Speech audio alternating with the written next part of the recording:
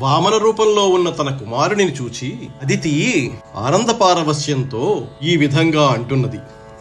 నన్ను కన్న తండ్రి, నన్ను కన్న తండ్రి, నా పాలి దైవమా, నా తపఫలంబా, నా కుమారా, నాదు చిన్నివడుగా, నా కులదీపక, రాగదయ్యా భాగ్యరాశివగుచు, అన్నారమ్మని డెగ్గరి చన్నుల పాలేరువారా, సంశ్లేషిణియై చిన్నారి మొగముని ఉరుచు, కన్నారంజూచే కన్న కడుపై ఉంటన్.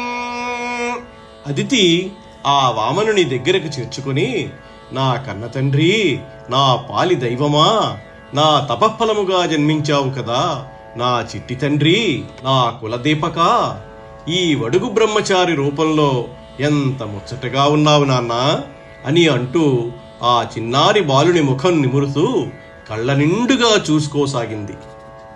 పురుడి బోటికి ఇందిర పురుడు అంబిక కాక, పురుడీ బోటికి ఇందిర పురుడంబిక కాక, ఒరులు పురుడేయనుచున్, పురుటాలికి 10 దినముల పురుడు ప్రవర్తించిరెలమీ పుణ్యపు గరితల్. ఇక్కడ పురుడు అంటే సమానురాలు అని కూడా మనకు అర్థం ఉన్నది.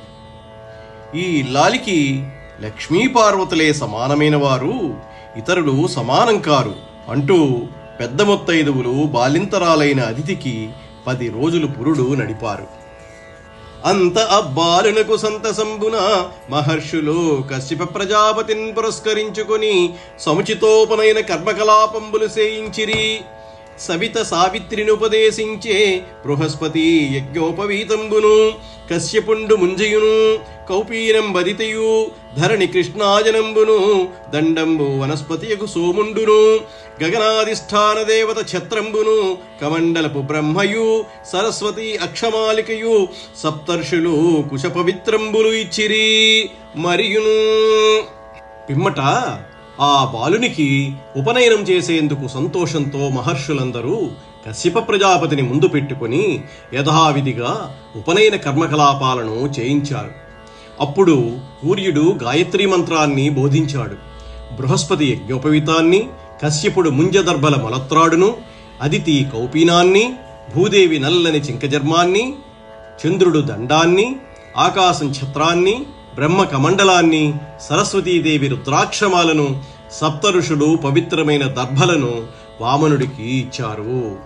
భిక్షాపాత్రికనిచ్చెను యక్షేసుడు వామనునకు, భిక్షాపాత్రికనిచ్చెను యక్షేసుడు వామనునకు, అక్షయమనుచున్ సాక్షాత్కరించి పెట్టెను భిక్షునకు, భవానీ పూర్ణ భిక్ష నరేంద్ర.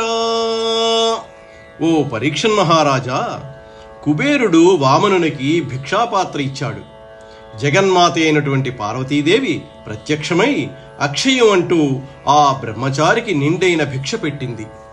శుద్ధ బ్రహ్మర్షి సమారాద్ధుండై విహిత మంత్రరాజు చదువుచున్, ప్రోద్ధంబగు అనలంబున వృద్ధాచారమున వటుడు వేల్చెన్ కడకన్. పరిశుద్ధులైన బ్రహ్మర్షులు వామనుని ఆధారంగా ఆశీర్వదించారు. అటు పిమ్మట బ్రహ్మచారి సాంప్రదాయం ప్రకారంగా వేదమంత్రాలను చదువుతూ ప్రజ్వరిల్లుతున్న అగ్నిహోత్రంలో సాంప్రదాయ సిద్ధంగా హోమం చేశాడు.